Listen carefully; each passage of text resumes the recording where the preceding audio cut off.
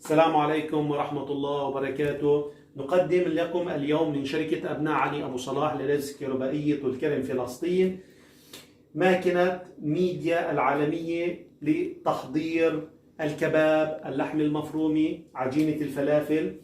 طبعا الماكينة بموتور 2000 واط قوة عالية، ويوجد فيه عدة قطع. يوجد فيه الفرمة الناعمة للكفتة للكباب لعجينة الفلافل، يوجد فيه الفرمة الخشنة لتحضير الكبة، ويوجد فيه كمان قطع إضافية لتحضير عصير البندورة والخضروات. طبعا اليوم حابين نقدم لكم عجينة الفلافل لزبائننا الكرام، وإن شاء الله ابقوا في منازلكم حفاظا على صحتكم وصحة أبنائكم.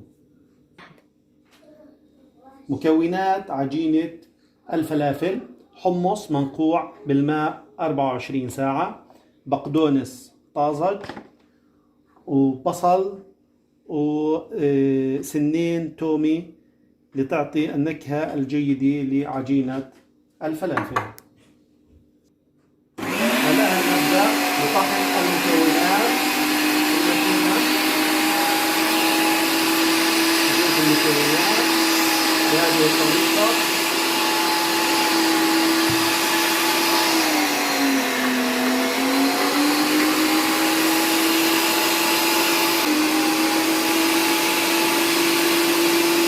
البصل،